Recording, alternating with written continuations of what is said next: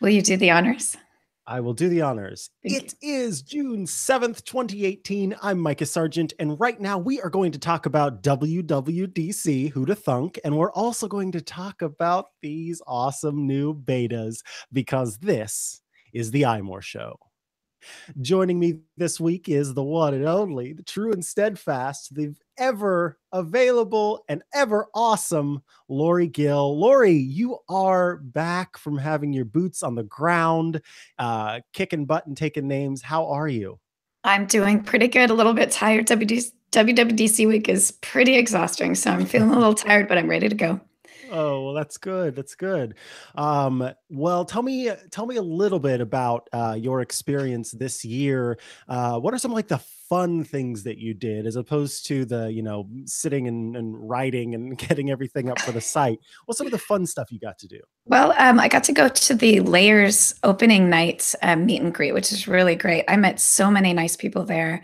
I have not yet attended Layers, but I'm going to go next year because it's amazing the nice, wonderful people that attend that. Layers is the design conference that happens at the same time as the Apple conference. So if you're up in the area and you don't have a pass for WWDC, or if you do and you want to just look at some other stuff, Layers is a great option to go to. And I had so much fun just at the little meet and greet on opening night, which was Monday night, just meeting all kinds of wonderful, friendly people. So it was a lot of fun.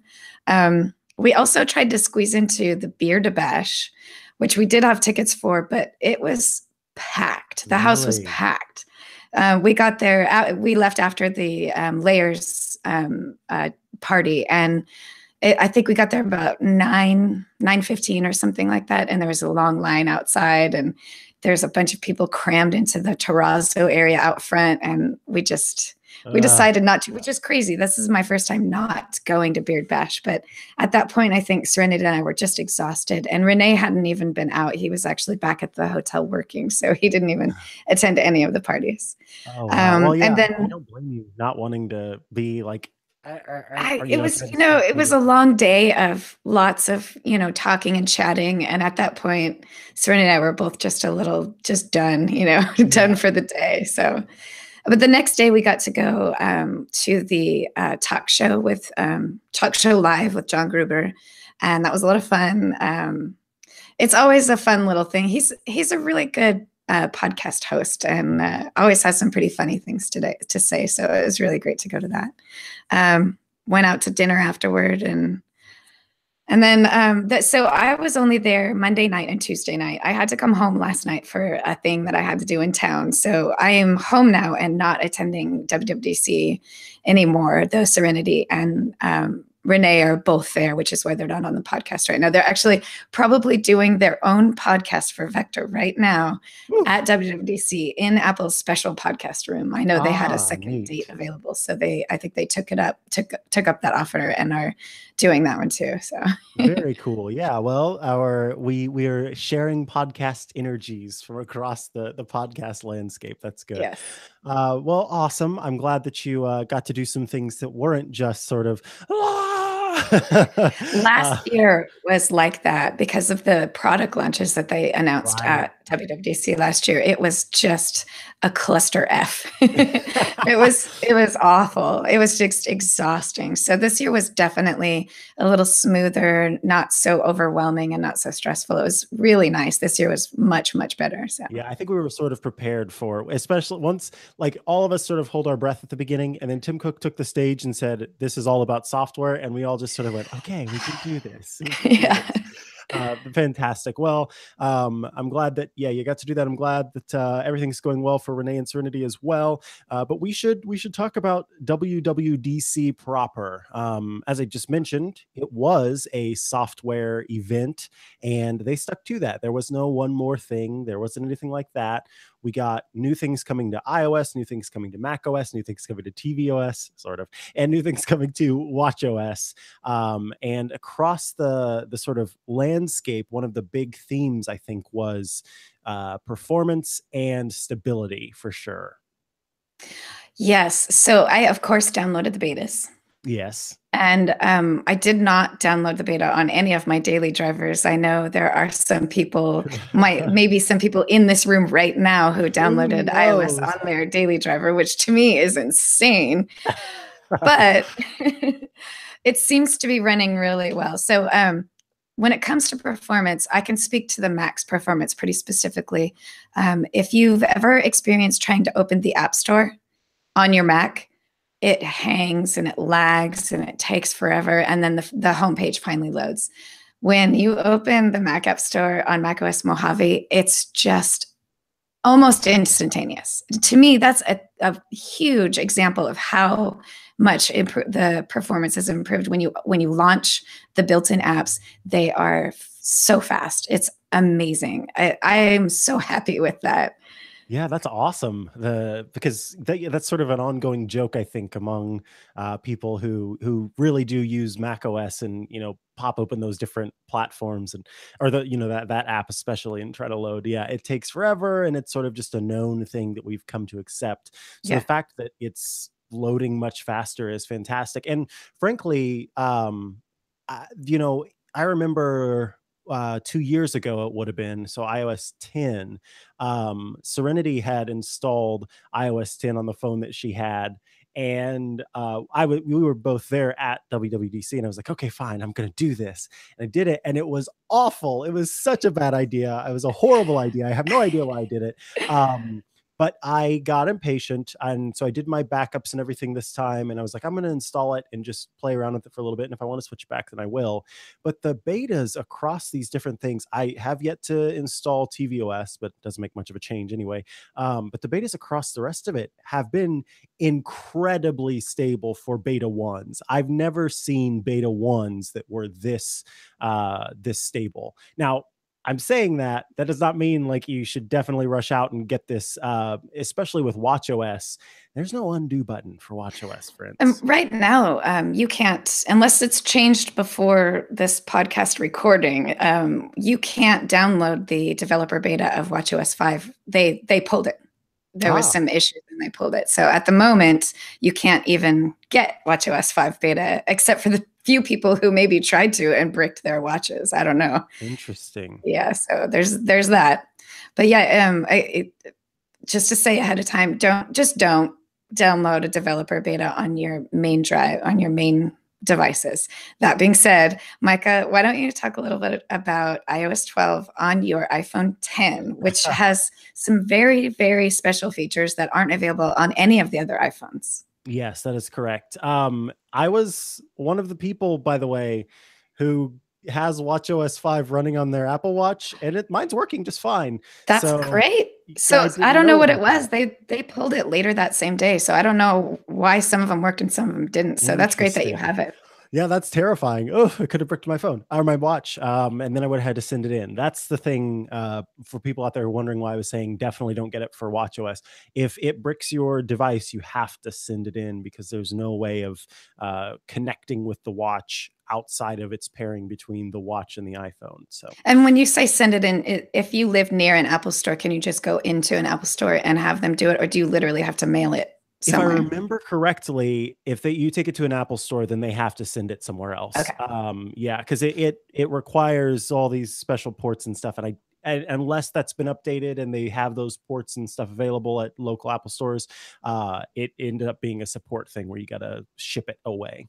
But anyway, I'll talk about iOS. The thing that got me to install it, of course, was the new Animoji feature called Memoji, where you can make an AR tracked version of yourself and sort of talk with it and send out just like you would with the Animoji that already exist.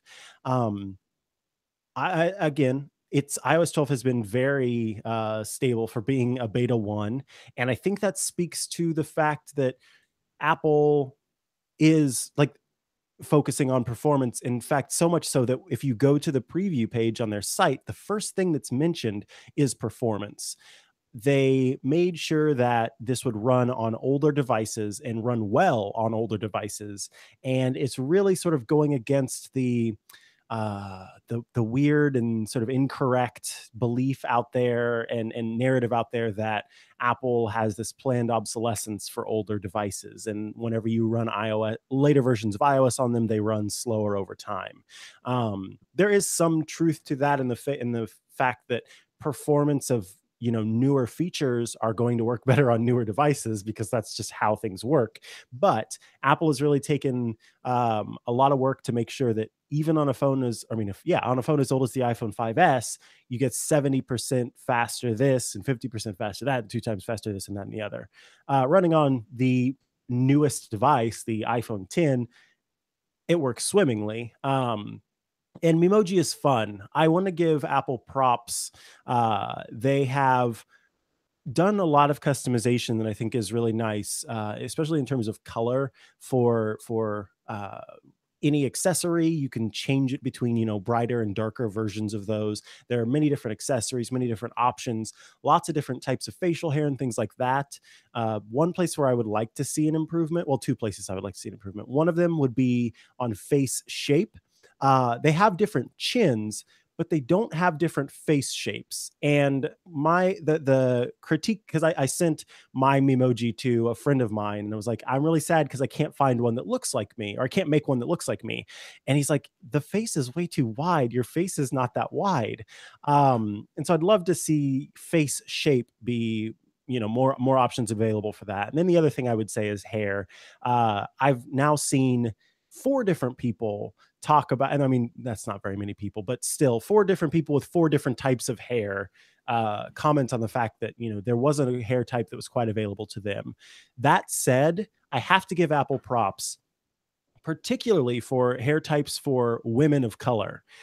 There are many different hair types available for women of color, and it's clear that Apple put some thought into that. And I appreciate that, because that is one thing that ends up being lacking in things like Bitmoji and other types of sort of create your own character. They tend to be sort of more Caucasian types of hairstyles. Right. And Or if they do have anything that's not just your typical Caucasian hairdo, it's like braids or Mhm. dreads. Yeah, just one or two styles, and it's like Yeah. that's not how it works. Yeah. So I'm happy with that. They I saw somebody who has like typical male pattern baldness, which comes to some people later in life, and that is a very common hair type. The hairline is a common thing, and they don't have very many styles for that. I think it's sort of like you can go all bald or you can go not bald, and that's a little bit inaccurate, I think. But anyway, those are nitpicky things in terms of Memoji that I'd like to see those improvements made, because if you want to use it, like, you want it to look like you. Yes. Number one, maybe they'll add more by the time it goes public for everybody in the fall. And number two, another reason why you would want to have your Memoji look as much like you as possible is that you can use it as a filter for live streaming when you're FaceTiming. Talk Yes. about that a little bit. Have you been able to use it with FaceTime yet? No. So the thing is, I have to turn FaceTime back on. I have FaceTime turned off on all of my devices because I hate. It's very strange. Like, I'm talking to you with video right now, but I hate talking with video outside of these very particular situations. I am. I'm a person who I don't like talking on the phone either, and the reason why is because I like to, and if Georgia were here, she would be upset with me, but I like to multitask, and I like to be able to get things done when I need to. So anytime, like, people know really not to call me. I don't typically, like, unless someone says, "Hey, I'm going to call you, and this is what it's about. Let's talk." Then okay, we'll do that. But if people call me out of the blue, you're usually not going to get an answer from me unless you are, like, if Lori, you called me, I'd be like, "Oh my gosh, Lori never calls me. I'm going to answer." But my mom, for example, knows that not like, she knows that I hate talking on the phone. Anyway, point is, I have FaceTime turned off because I don't want to get FaceTime video from people, because I'm just like, I'm not always in a situation where I can just, like, okay, let me hold up my phone and talk to you while I'm also trying to record a podcast or do something else. Anyway, point is, I haven't had a chance to try it, but this is pretty neat. And the reason why I think it's neat is because I've had very good luck with FaceTime in terms of connectivity. FaceTime audio is incredible. Voices sound great on it. It's been better than like Skype. It's probably like similar with Google Hangouts in terms of the audio quality, although it's had better connection for me than Google Hangouts does even. So the fact that there are now these group FaceTimes, I think is pretty neat. And what they've done is they've combined FaceTime with the fun tracking with the fun stuff that they've added to the camera. So yes, you can replace your head with your memoji and then you can talk with it instead. And it's kind of funny because someone was talking about how they don't use FaceTime either because they feel like they have to like, hold on, let me put on makeup and like do my hair and clean my face and then also clean the room behind me. It's like, okay, you'd have to worry about your room, but at least your face would be covered. Plus, What do I you think if you were emojiing and FaceTime, people would not be looking at your bedroom. That's They'd be true. looking at your funny Hand face. to hand. So what do you feel about that? Because like I understand when some people are saying it's kind of creepy. Like I get that and I understand it. What is your take on like do you think it's a little weird to just what's the point of replacing your face with your character's face?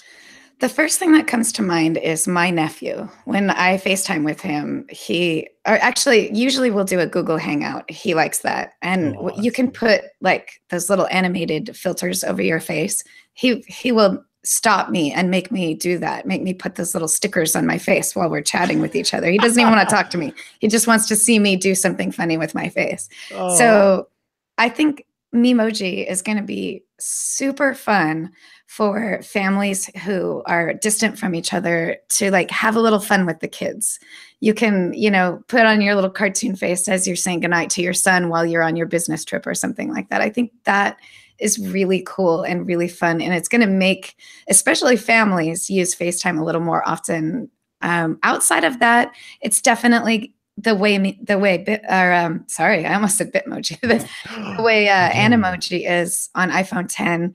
We'll drop them in there every once in a while, but it's really just kind of a funny little thing. Like these days, I Animoji the poop emoji to my friends, once a month or something like that. That's it, because they don't even have iPhone 10, so they can't even respond with a funny Animoji. So Right.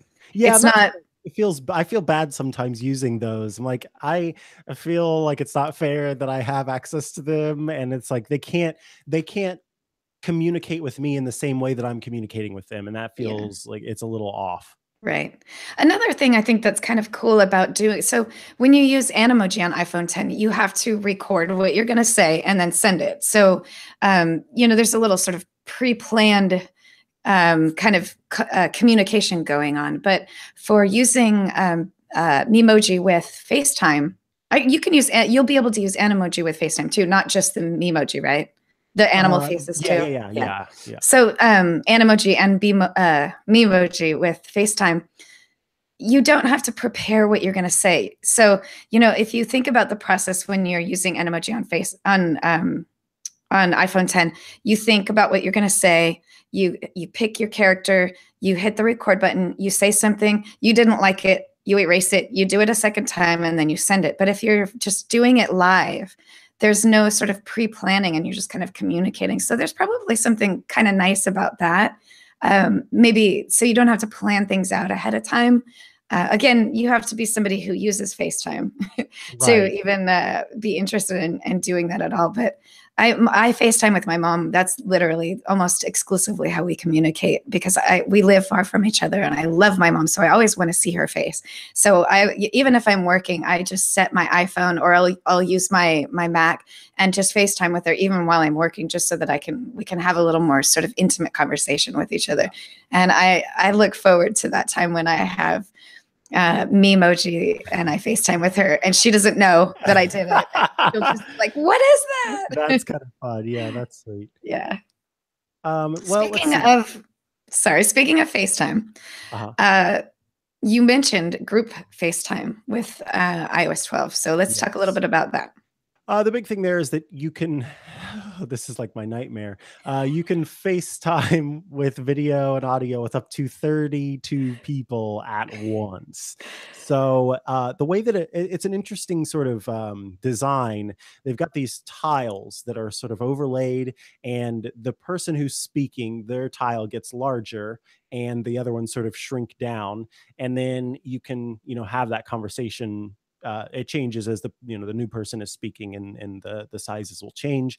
And I think the nice thing about this, and a way that I could actually see using it, is I've got a few group chats with good friends who live across the country, and you can easily turn a group message into a group FaceTime quite easily. And so, like, for example, we have a meetup trip that we want to do soon, in one of my friends' towns that they live in. And I could see, okay, let's just pop open a FaceTime and have this chat about, the plans for making that happen. So it's just a convenient way to be able to communicate with people, again, up to 32 people at once. So I can't wait for the first person to write their article about what it was like to FaceTime with 32 people at the same time. that's It's what we going need to be to do, pretty is funny. we need to find like 30 other developer account people and pull them all into one chat and see what it's Yep. like. So everyone's Yep. going la, la, la, shouting over each other. Yeah, it'll be pretty funny. Oof. And in addition to the group FaceTime, I do also want to mention on WatchOS 5, you'll be able to do audio FaceTime. So that's going to be really fun. Oh, I didn't know that. Yeah. Interesting. And you were So just talking about how much you like the audio clarity of FaceTime. So that might be something you would do in the future right on your Apple Watch. that's very neat. Yeah. And well, if it doesn't crash now that I have watchOS 5 on it. I know. God, I'm sorry that I scared you with that. It could Whenever have. you said that, I It was like, might be. It might be fixed. It was. I think it was. The day that it was that the betas were launched. oh, That okay. night Yeah. they pulled it. Because I didn't install any of the betas until a couple days later. Oh, so then it must be back up again. Maybe So it's back up. everybody, don't freak out. If you just now this moment go to download the developer beta, which we don't recommend on your watch, um, it will not be the broken one because Apple would not keep the broken one up. They pulled it, so it must be fixed at this point. So Yeah, I'm you're good. checking. You're safe. Oh wait, no. I'm Uh, checking it now. The downloads page for the Apple developer thing, and it says watchOS 5 beta coming soon. Seed 1 of watchOS 5 is temporarily unavailable. We are investigating an issue that may occur while updating. yes. So you updated Micah, and it didn't do anything. So And the you error got through. Oh, geez, geez, thank goodness.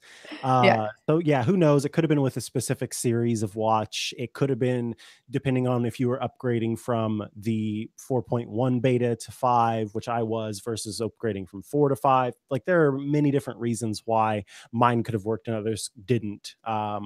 So I got lucky, Yeah. which is good.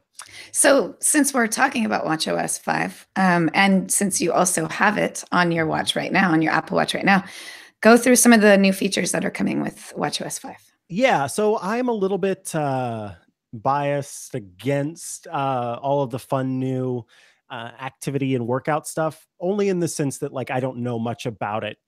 It doesn't pertain to me as much. They're like new. There's these fun new competitions that you can do where you can sort of compete with a friend over the course of a week, and so it encourages you to get up, get active. Then there's better coaching. So as opposed to some of the more standard, hey, I see that you haven't done anything today. You better get up, lazy bones.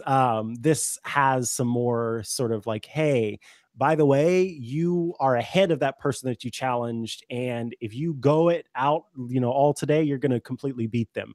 And then, new trophies and things like that. Now, what will be beneficial to me is something that they've worked on that's called automatic workout detection.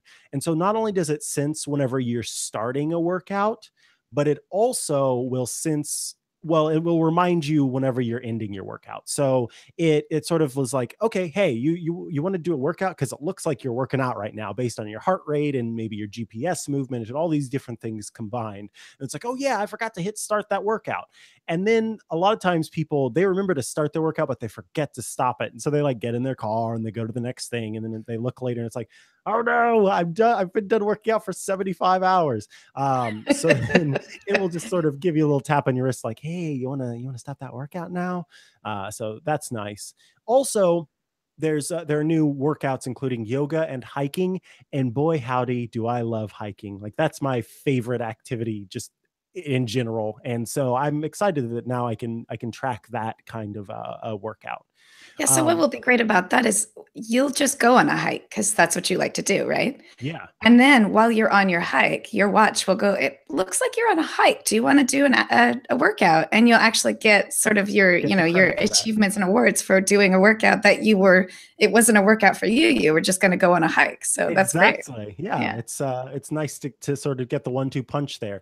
Other than that, there are some new awesome running stuff, and like these are big. They don't mean anything to me, but they're big, and I understand that. Like there's pacing so that you know sort of, hey, typically you want to be faster than this at the point. It'll help you with your mileage and things like that, and then also cadence. Apparently, steps per minute is a big thing for runners. Excuse me. And it helps increase your efficiency and cuts back on injuries. So that's a huge deal that the Apple Watch can actually track your step cadence. Pretty advanced stuff there. Now, moving right along past exercises, one of the things that I am excited about, not for me, but for people who use the standard Apple Podcasts app, that is on the Apple Watch now, and it is like fully there. It syncs automatically, so that you've already got the next episodes ready and available to listen to. And then also, you can use Siri to actually search for and stream podcasts. And so, if you got your AirPods and you're like, hey, I want to listen to uh Lucid, for example, then it would stream that show over the Apple Podcasts library.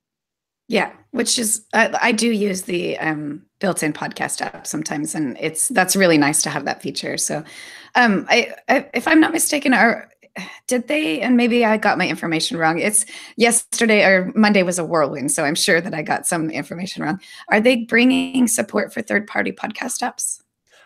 So there was already support. Like Pocket Cast has had an app on the Apple Watch for a while. Overcast used to have an app for the Apple Watch, but they took it off. He took it off. What is new is more advanced audio controls directly on the Apple Watch. So one of the main things that was an issue for third-party developers there was not having quite the granular control that they wanted.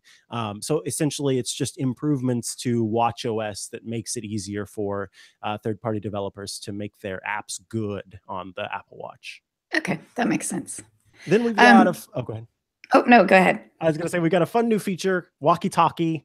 It is your little chirp and talk to somebody, and then have them chirp back. I wrote about like the things that I was excited about for WatchOS 5, and one of those things is this walkie-talkie app, because many of my friends they have to deal with me. I don't like to, if I have like a really long thing that I want to say, instead of typing out an essay's worth of words, I will just record a voice memo and get out my thoughts that way. And so it's very common that I have, conversations with friends where that, and I know that's like, it's silly because like, why not just talk on the phone? But anyway, so this walkie talkie thing is really kind of fun. And I can see using this for sure, where you can just send little quick voice messages back and forth, and you can get to them when you want to get to them, or, get to them later if you're doing something at the moment. And I love the thing that Apple puts forward, the example of a use case is whether you're at a concert or trying to find someone on a crowded beach, you're in touch with a tap. So you can imagine, like, you need your eyes free to be able to do that. And if you were dictating to Siri, you at least have to take a second to look at what Siri has said, so you don't accidentally send an inappropriate message to your mother because Siri heard you wrong. Or you need to have your eyes available so that you don't run into a pole, a traffic pole or something like that. So by being able to like look around while you're talking into the watch, it's really nice, I think. Yes. Yeah, I think walkie-talkies are pretty funny and awesome. And I actually have a walkie-talkie because my best friend, one of my best friends lives next door to me. So we're within range of walkie-talking to each other. Oh, that's so The fun. problem with that though is that you have to have the walkie-talkie turned on in order to like trigger it for the other person. So you have to send a text message that says turn on your walkie-talkie and then you can talk. So yeah, Oh, I was so excited when I saw this. I'm trying to find the article. I believe I found it. It's from Mobile Syrup, which explains how walkie-talkie how it works. And Mikey, you might already know this, but basically, it is triggering FaceTime. It's triggering a very small, short FaceTime. So ah, you are getting sort of like a ping to the other person. It's audio only, but you as the sender will sort of trigger your walkie-talkie, and the person on the receiving end will get a notification. Would you like to start this walkie-talkie? So then you on the sending end will send the message, and it actually is just this very quick, short FaceTime message that will send over, audio message that will send over, and then the receiver sends back. And then when you're done, then you just kind of end your walkie-talkie conversation. So interesting. yeah, so it sounds like a neat little way to use technology that's already built into the software to create this like short bit conversations that you can have with other people, which um, I think that also means you don't have to be, within 50 feet of each other, or which is like the walkie-talkie's downfall, especially if you're not spending thousands of dollars on a really good walkie-talkie. If you're just Right. getting the silly, BB-8 walkie-talkies at Target, which I have, and you That's can only go within adorable. 50 feet of each other. This is pretty cool because it can go Yeah, as I far could as you want walkie it to. talkie with you. Yeah. And unfortunately, it's not out on the beta yet. So I won't be able to walkie talkie with you all until we get a newer beta that has it available. But I'm sure whenever we do, we'll be able to talk a little bit about that and see what it's like. Let's see what else. So we've got Siri improvements coming to the watch. The big thing here, like we'll talk about it when we talk about iOS. It's just everything that Siri can do elsewhere. It can also do on the Apple Watch, and with the Siri face, you can access those Siri shortcuts that we'll talk about with iOS. But the one thing that is new on the watch itself is that Apple is giving you the option to remove the need to, whenever you raise your wrist, say, hey, SIRI. And so you can just raise your wrist and then talk directly to it and tell it what you want it to do without having to use that trigger phrase.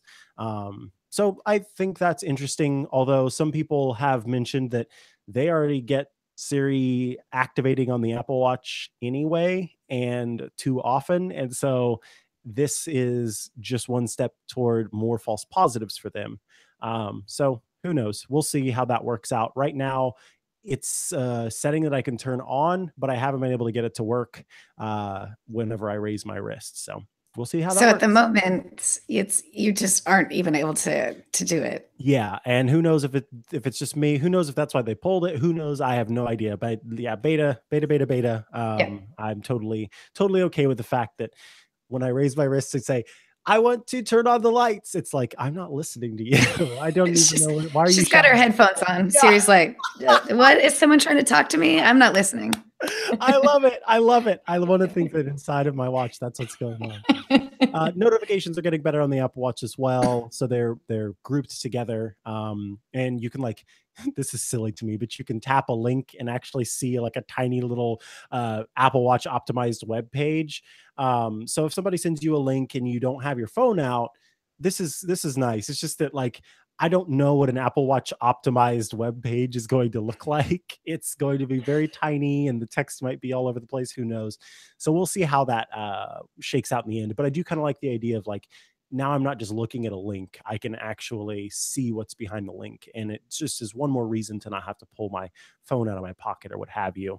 And the fact that the notifications, you can do much more on them, because that is one thing that I really regularly use my Apple Watch for is I've set it up so that the notifications there are the apps that I absolutely want to tap me on my wrist. No other apps get to, except for the ones that I really want to get messages from. But most of the time, all I can do is hit dismiss after reading them. And I have to go to my phone if I want to do something more. Well, in WatchOS 5, notifications are more powerful. And so you'll be able to interact with them in new ways, which is nice. Yeah, that's going to be really fun. I'm the same way. I definitely use my Apple Watch for the most part as a notification receiver. So that'll be nice to have that kind of, and just like you're saying, you get that notification and you look down and you're like, oh, that's interesting. Oh, I just have to hit dismiss and go to my phone. Yeah.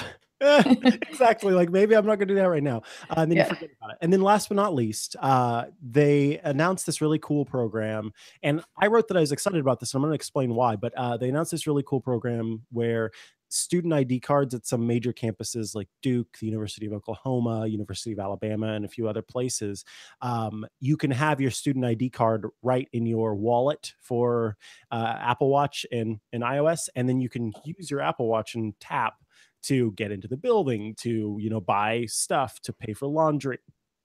Excuse me. And what's cool about that is, in and of itself, obviously that doesn't pertain to me. I'm not at a university and don't get to tap. But if Apple is using the NFC technology for this right now, think about what could come next. Office buildings that are locked down. In fact, I was just talking to my friend Joe Steele on the podcast this morning, and he's a VFX artist in California. And being a VFX artist, like, their buildings are secure, and he has to use his badge on the door to be able to access it. And so you can imagine, HR systems being able to give you your pass on your Apple Watch and be able to use that, which you may remember to bring more so than you do your badge. So Hmm. I am looking Yeah. forward to the future of this technology, like hotel rooms too. Yep. It could be used for any number of Yeah. NFC The things. first thing that popped up for me was Disneyland. If you have your There annual you passport go. and wallet, you can just scan your Apple Watch as you walk through the front gates at Disneyland. That would And be I'm awesome. not sure how detailed this could get, but potentially you could use your Apple Watch as your fast pass trigger. So Disneyland and Disney World both already have new technology in place that they let you just scan your pass to get through instead of having to like hand someone a ticket that they tear. So if you could do that on your Apple Watch, you just scan your Apple Watch as your fast pass. I mean, that's pretty cool. Yes, yes. So I'm hopeful that that continues to expand, and we see more Apple Watch NFC stuff. And that pretty much wraps it up on WatchOS 5. Those are the big highlights there. You want to tell us about macOS, Lori? I do, but before I do that, do you want to tell us about Thrifter? Yes, I would love to tell you all about Thrifter in just a moment. Because I gotta pull up that page. Oh, yeah. Good Well, song, the right? good news is I've already found what I'm going to talk about. So, Excellent. Well, let me tell you a little bit about Thrifter. Many of you who listen to the show already know about Thrifter because it's a way to save money on everything from gadgets to home goods to getting the latest new products and projects that are out there. It's all about shopping based on value and not hype. If you go to thrifter.com and you sign up, you're going to get thoughtfully selected deals from places like Amazon and Best Buy daily. They'll be sent to you, or you can follow them on Twitter as well and get all the awesome deals there. It's all the stuff, none of the fluff.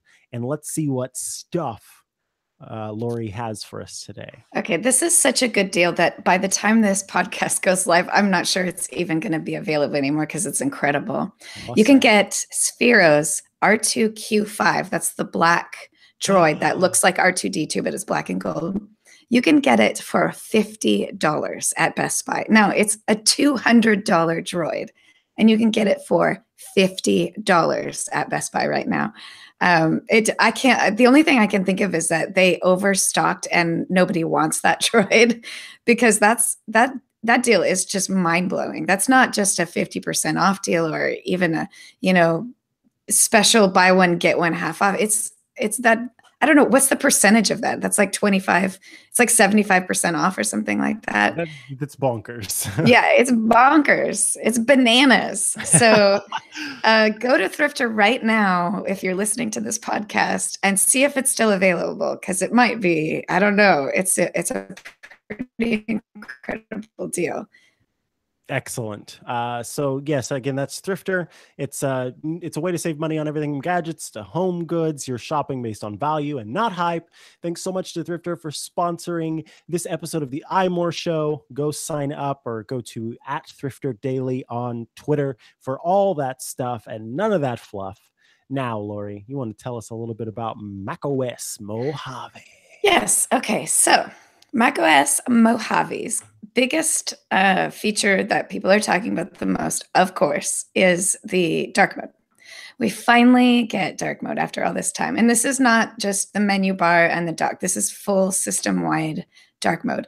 And I'll tell you, I've been using it on the beta, and I didn't realize how much I love the comfort level that my eyes get from having all of my like my windows that are open in dark mode. It's so pleasant. It looks really good. The icons pop. They're just so much more just interesting to look at when the background is dark. So apps are just kind of like they really just stand out. Because it's system wide. We're talking about all of the Safari, calendars, reminders, all of the built-in apps that Apple has, photos. They all have a black skin now. They all have a black theme or dark theme. No, it's more like a dark gray and sometimes light gray, depending on what it is. So dark mode is pretty amazing. It's not a lot I can describe in detail, but here's one thing that I think is really cool. So once you set up dark mode, the default desktop image, it's the new one. It's more. Did you just go dark mode? I was waiting for you to notice. Oh dear. For those of you watching video, I went dark mode, or for those of you not watching video, I went dark mode in real life. That's good. Very classy. I like that. Thank you. Yeah. So the background image that's the default in macOS Mojave is a desert image. Presumably it's the Mojave Desert, but to be honest, I wouldn't know because I've never been, so I don't know. And it's just a bunch of dirt, so it could be any desert. But I'm assuming that it's Mojave. And when you turn your computer to dark mode, it goes from a daytime desert shot to a nighttime desert shot. So cool! It's so cool. I love it. That's kind of my favorite. There's a lot more. So I haven't gone into the details about this yet, but there's going to be a lot more granular control over your privacy settings when you are allowing apps to access things on your Mac. So you'll be able to get when they request permission, you'll know for sure what's happening. You'll get a lot more details about what an app wants to use and whether or not you want to allow that to happen. Micah, I'll let you talk a little bit more about this. I haven't actually tested it even for a moment because, again, I just got home last night. I played a show. I got up this morning. I'm here. I haven't had a chance to test Home app on Mac, which I know for sure that you've been waiting for since day one. So my heart. I'm going to run down everything, and then I want you to give me a little bit of feedback on the Home app on Mac because I know that's really exciting. Will do. And plus I got to cover the State of the Union, so I've got a little bit more information about macOS in general that maybe didn't make it into the main keynote. Yep, that's true. Yeah, again, I'm just digging in right now as we're going, so I only know so much about the details. So there's also some great new things happening with Finder, including quick tools that you can access while you're inside a Finder window. So you can pull up a Finder window and you see a document, right? And then on the little sidebar, which already does exist, you have to enable it. I actually forgot that the sidebar existed in Finder. It's actually a fun little feature, but it's kind of useless right now. It just kind of gives you some general information about the document, like the size of it and whether or not it's a PDF or a JPEG or something like that. So this gives you full metadata on the document that you've got, plus this little quick tools at the bottom, which is customizable for the different things that you can do. So you can set an automator recipe for what you want that quick tool to be for a PDF, or what you want that quick tool to be for a JPEG. And you don't even have to open the document, and you can access that quick tool and do that thing that you set to as the recipe for it. So you can say, for example, grab your PDF. This was something that was shown off in the demo. If you you can click on the PDF in preview. In other words, you don't open it. You just click on it in preview. And then the quick tool will let you add a watermark to it. So you click on that and it just automatically adds a watermark to the PDF, literally without you opening the document. So you don't have to dig in to what you're doing. You just kind of quickly do this one little thing that you wanted to do and you didn't want to have to take a lot of time doing it. So the Finder features are great. There's a lot more of those, but that's kind of the one that I thought was pretty neat. Desktop stacks, which I don't even know how this works yet, but it will stack your desktop icons categorically. So I think what it'll be like is maybe it's like everything that's from a particular document style, or maybe it's everything from a particular day. I still haven't gotten the details about exactly how it organizes things into stacks, but it will organize your messy desktop into stacks. I don't keep a lot on my desktop, so I'm not even sure. I'm a monster, Lori. I keep everything. You're going to love it then. That's great. I was very excited about this. That's great. New screenshotting tools that are going to, screenshotting on your Mac now basically works the same as it does in iOS 11. So as soon as you take a screenshot, it kind of hovers down in the bottom right corner of your screen where you can call it up, and then it has all these little tools that are already there that you can just access quickly.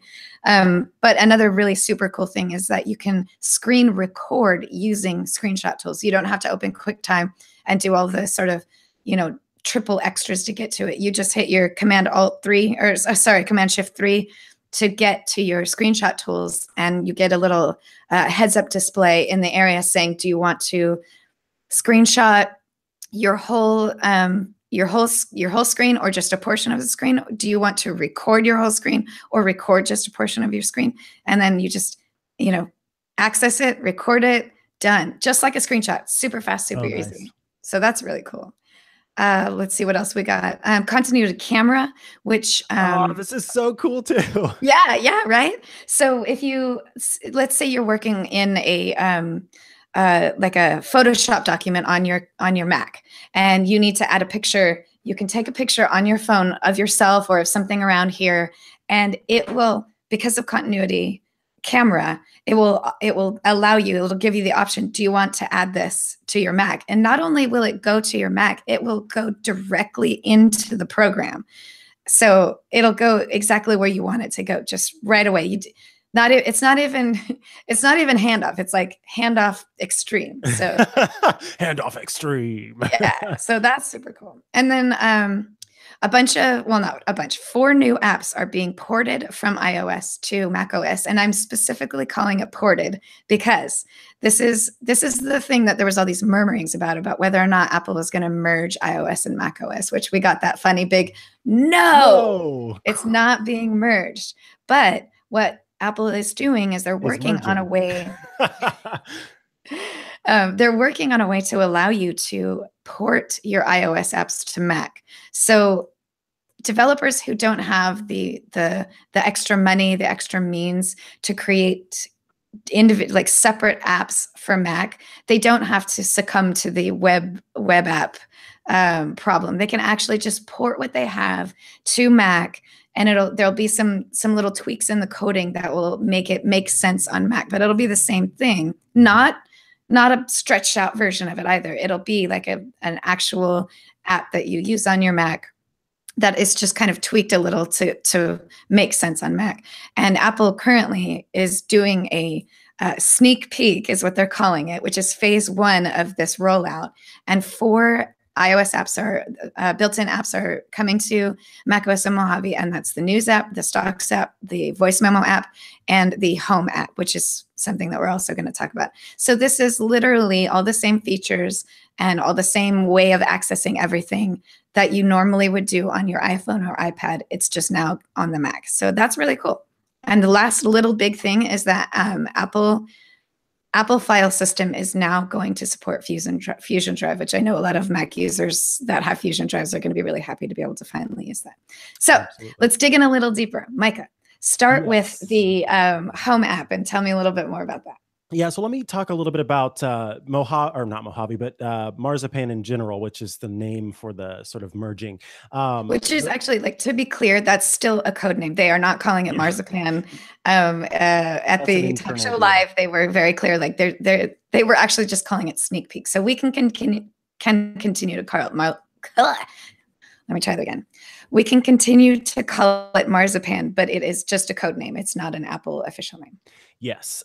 So in the State of the Union, they talked about how in macOS and iOS, although the two platforms are different things, they are built on the same environments. They use the same environments: media environments, Core OS environments, and core services environments. And over time, they've sort of drifted. So they showed sort of, you got iOS up here and you got macOS up here, and then beneath those on either side are media, Core OS, and core services. What they're doing right now, what they're in the process of doing, is merging. I know that they don't want to say merging, but those underlying environments, media, Core OS, and core services, are going to be the same within iOS on one side and macOS on the other. So by having those connections beneath it, then they can work together a little bit easier. And so they're using these apps to experiment with that and get that working. They wanted to find the best apps to play around with sort of mapping keyboard, or rather mapping mouse events to UI events. So where you would normally tap, you click in this case. And Home app and Stocks and Voice Memos and News were the ones that made the most sense there.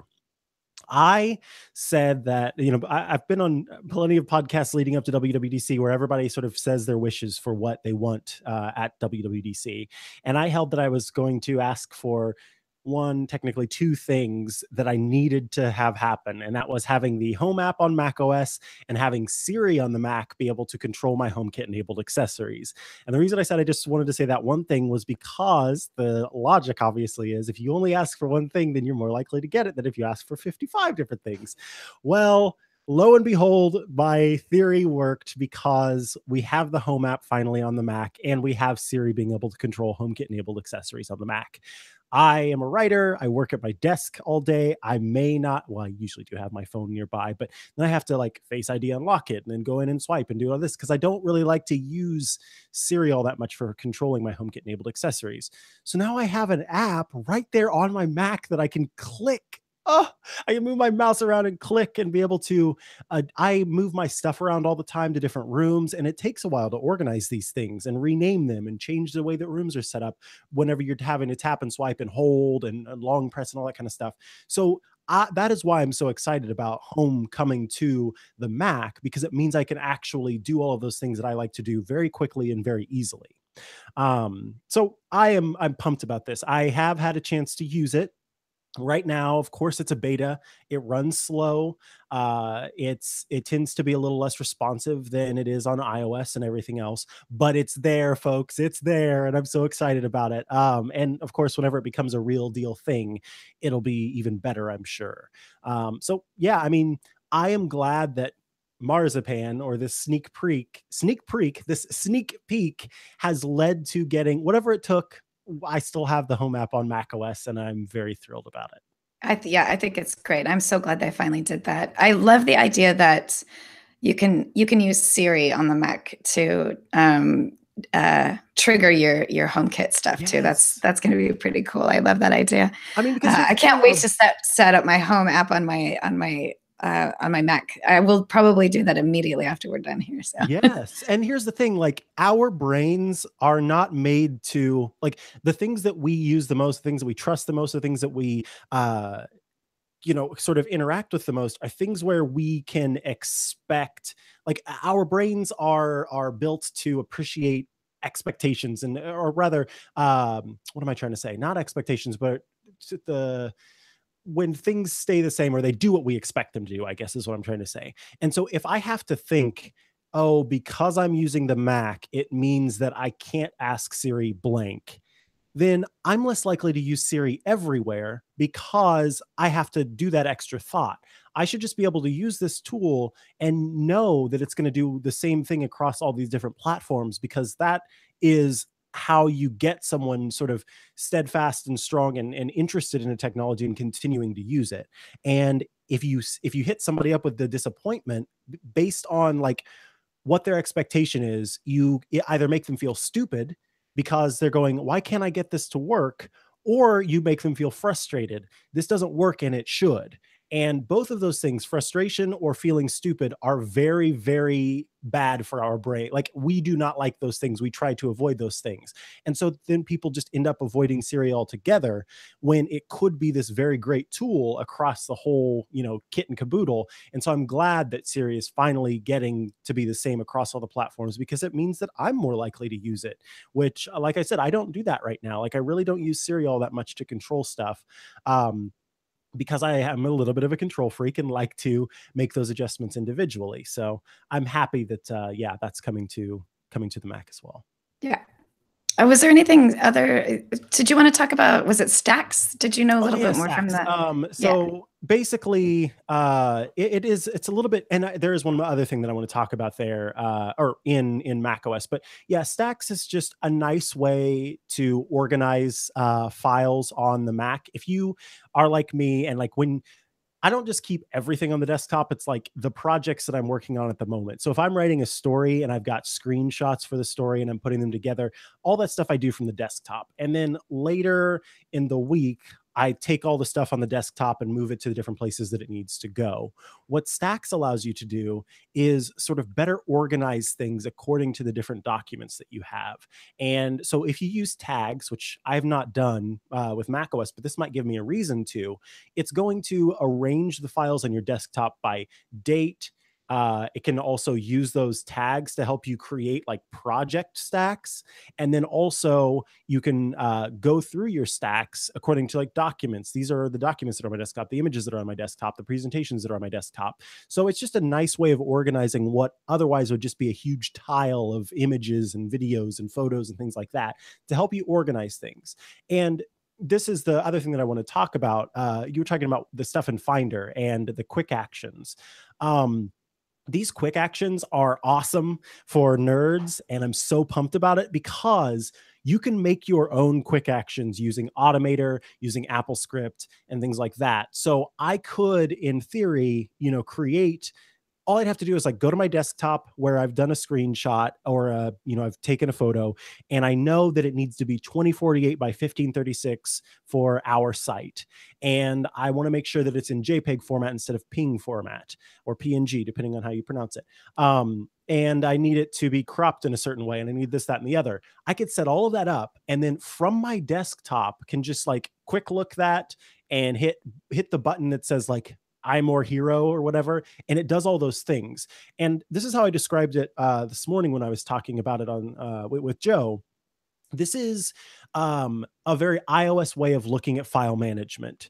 Right now on the Mac, the way that things work is think about like a woodworker, okay? A woodworker in the current way of doing Mac OS would take their piece of wood and they would walk up to the varnish station and they would varnish the wood. This is going to be in reverse because you wouldn't varnish before you sand, but just stick with me. They walk up to the varnish station and they varnish the wood. Then they walk to the sanding station, they sand the wood. I know that's wrong. Then they walk to the hammer station and they hammer the wood, right? What this does is it takes all of those stations. So those are like the apps on Mac where you take a file and you open it up in this thing, and then you do something, and then you open up the next thing, you do something, you open up the next thing. This takes all of those stations and puts it on the woodworker's tool belt. And so they go to the piece of wood and they're able to right there make all of those changes. They don't have to walk to each individual station. They don't have to open up the file in each individual app. Everything's right there in Finder. They can act on the file as opposed to having the apps have to act on the file, if that makes sense. It So it's just does. like a quicker way to make things happen. And I think that it is helpful for those of us who do work from our desktop. Yeah, and the one thing that I think makes all of that even more awesome is that means all that stuff that you just talked about, you can do without even having to open the document at all. Exactly. Yeah. Yeah. It's so nice. There's not all of these extra steps of clicking and launching and this and that and the other. It's all right there, and you don't have to varnish and sand in individual stations. Or in the wrong order, because you Or can set that automator to make sure it does it in the right there you order. go. So you sand before you varnish, please, for the love of God, do not varnish and then sand.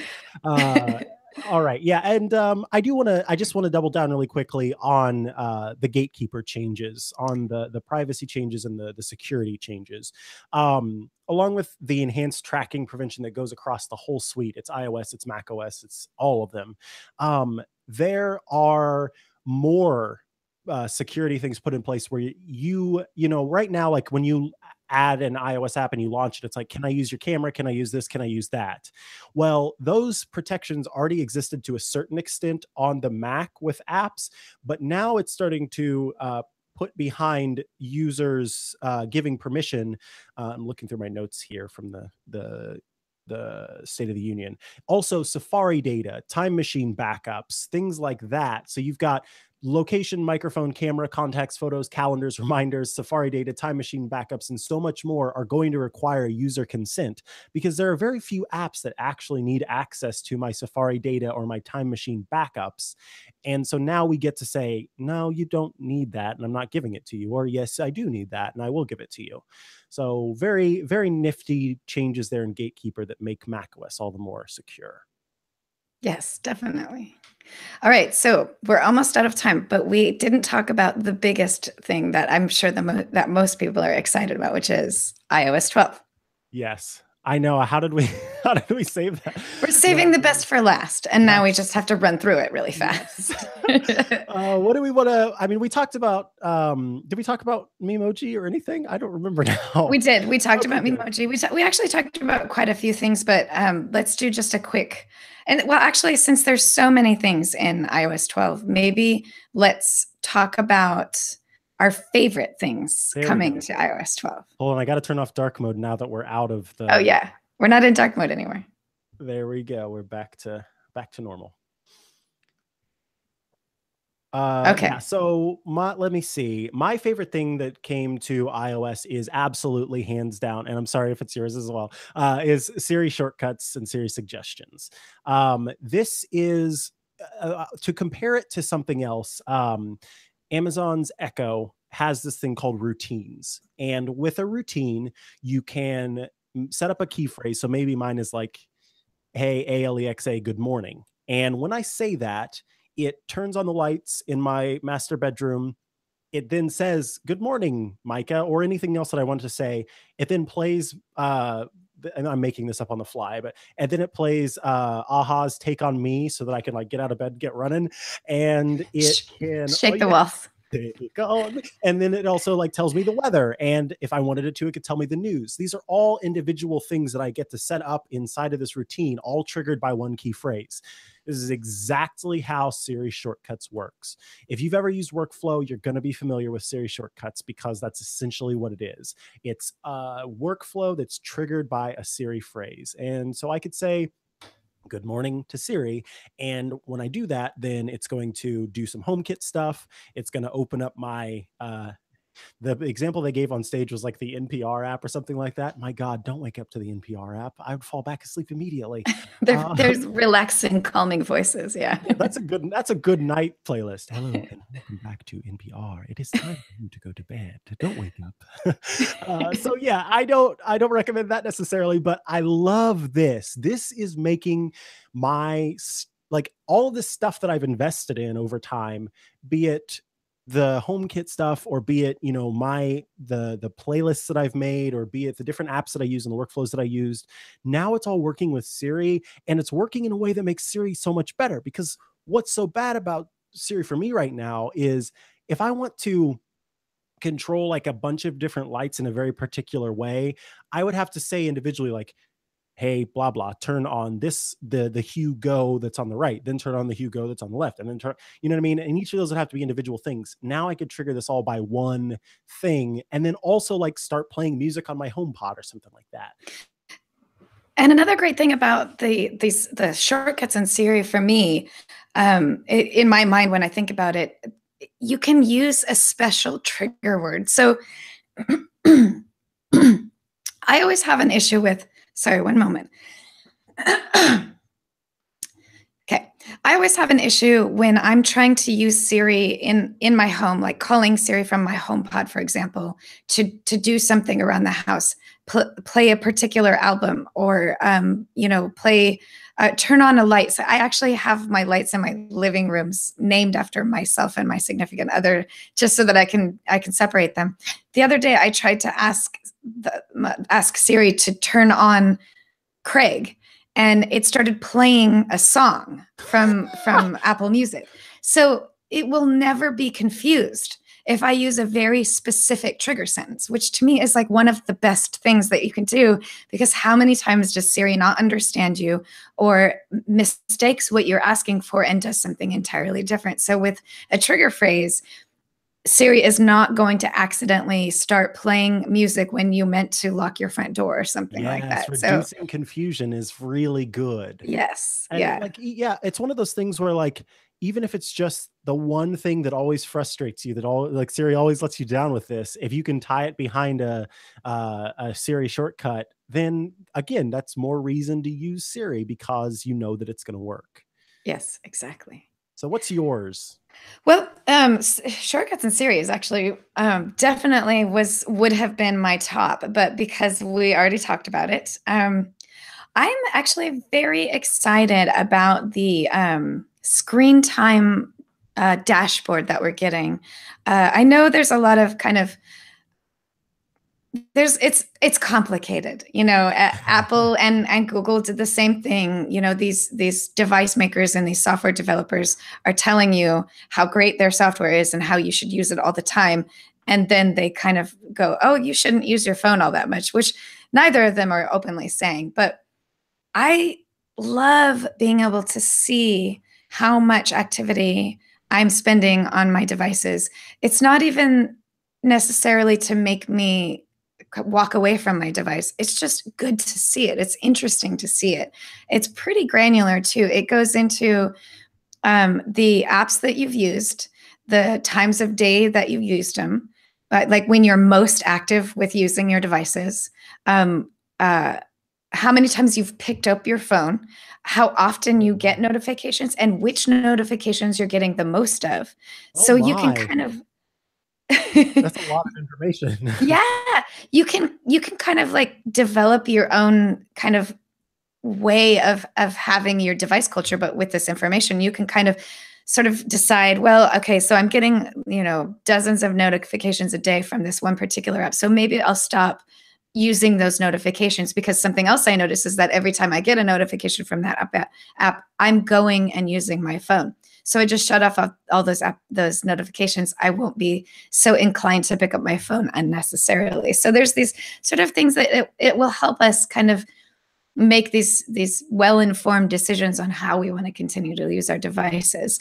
And all of these controls are also helpful that you can use them with your children's devices through family sharing. So when you have family sharing set up and your 10-year-old has their own iPhone that they bring with them out of the house, and you don't get to control how often they're using the device, you get to see that. You get to see how often they're picking up their devices. If they're using it all day at school, you can kind of have an open conversation with them about the importance of, not like putting down their phones while they're in class so that they're paying attention.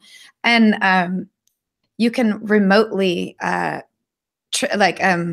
control what your kids' devices, what they can do on their devices. You can turn on downtime for certain periods of time. You can do this on your own phone too. You can turn on downtime for certain periods of time, which means that your entire phone is inaccessible except for the phone. unless you select certain apps to give access. So, for example, if it's your phone and you want to set downtime for yourself and you just need 2 hours where you don't have your phone, just making you want to use it. You need to focus on something else. You set a 2 hour downtime. So when you pick up your phone, you can't get into any of the apps Oh, unless wow. you've given permission for them. So you can give permission for, say, your work app, if you have one that's specific to your work, so that you can access that one and that one alone. The rest of them, you just get a little notice that says, "Hey, you're in downtime right now, so you should come back later." You can definitely ignore it and go into it, but it helps you. It helps remind you if Yeah, like you, I for set this thing example, up, I need to stick to it. yeah. So yeah, if you use Twitter too much and you know you use Twitter too much, but you're trying to cut back on using Twitter, you set your downtime. Let's say you're writing and you know that you want to not be distracted by Twitter, and then you just get that pull. So you pick up your phone and you open Twitter, and it says, "Nope, you're on downtime." You're like, "Oh, that's right, I'm on downtime. I'm not going to use that right now." You set it back down, right? Yeah. So these are great little controls, and the more granular parental controls are really great. And here's something that I thought of that I think is a great idea. Adults and kids need to have some more conversations about how often they use their devices, how often we use our devices.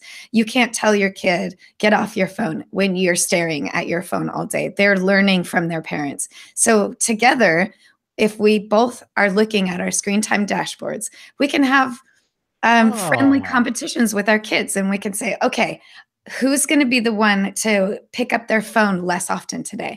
I I'm going like to win. that. So, if I win, you have to mow the lawn. If you win, I'll make you cookies. And that could be a really great, fun way for parents and children to have those conversations about how often we're using our devices, and implement some kind of cultural changes to help us learn the importance of kind of staying away from using devices too much. And again, this is all, it's an untapped territory. Maybe it's actually the best thing in the world for our brains to use devices all the time. We don't have any concrete evidence to one way or another, but because it's an unknown, I think now is a good time to start kind of uh, looking at these things and maybe discussing whether or not it's something that we should carry on for the rest of our lives. Because once those habits are in place, they're very difficult to break. And we're Mhm. teaching our children. I can't count the amount of times where I've watched adults walking across the street, staring at their phone, holding their 5-year-old's hand. Oh, Lordy. And Oh, Lordy. that teaches that child that they don't need to pay attention. And you know what? When we're grown-ups, we know we're better at it. But when you're 5 and you see your parents not paying attention, you're not going to learn the importance of paying attention. So Right. we as grown-ups need to learn how to present better behaviors to our children, and together we can kind of learn how to be, have a better non-device balance, right? you Yeah. know Yeah, I so like that. I would have been playing some very triumphant music under there if I had my son. thank you, thank you, I'm thank you. just gonna say, if you successfully pull off trading cookies for mowing the lawn, you are a magical deal maker because any kid who goes and mows the lawn for a plate of cookies is a fool. Mowing the lawn is so much harder than a plate of cookies. Like, Oh man, are no, you mom, kidding? Man, cookies for me. cookies are the best. I would do Cookies are practically very anything for good. cookies. Oh, wow. I just made some gluten-free lemon cookies, Lori, if you want to come mow Oh, my lawn. yeah, I will mow your lawn for those gluten-free lemon cookies for sure. Excellent. Well, yeah, I think we should probably wrap things down there. As we use the betas and have more to talk about with other features and stuff like that, we'll talk about it. Lori and I will soon, as we mentioned before, discuss our virtual space. And I'm still sort of looking into a possibility of us hosting a virtual podcast. And I think that could be a possibility. So that would be a lot of fun. Yes. We just got to get all the people who have the virtual, like Renee, I know has an Oculus Go. So we Yep. can get Serenity with one. We could have a 4-person Yes. hangout. That'd be so much That'd be fun. so fun. And we could stream it on Facebook. Exactly. So Yeah. stay posted for that. We will, of course, put out an announcement ahead of time. I would like to thank everyone for listening, of course. If Renee were here, he'd tell you you could find him at Renee Ritchie on Twitter, and check out vector.show for Vector, as we mentioned earlier. If Serenity were here, she would tell you you could find her at Settern, that's Saturn, on Instagram and Twitter. If people are looking for you online, Lori, where can they find you? They can find me at Apaholic on Twitter. That's APPAHOLIK. They can find me at Lori Gill at most of the other social things and writing on iMore. Excellent. If you're looking for me online, you can find me at Micah Sargent on pretty much all the social stuff, or you can head to chihuahua.coffee. That's CHIHUAHUA.coffee for links to all the stuff I do. You can find all of our writing over at iMore, especially right now as we're all writing about all this fun stuff that happened at WWDC. I want to thank Jim Metzendorf so much for editing this show and making it sound beautiful and wonderful each week. Thank you, Jim. Thank you, Jim. We will be back next week with more awesome stuff, but it is time to say goodbye. Have a great rest of your weekend or week or whatever it happens to be for you as you're listening. And thank you all for being just the best audience in the whole podcasts landscape. Adios. Bye.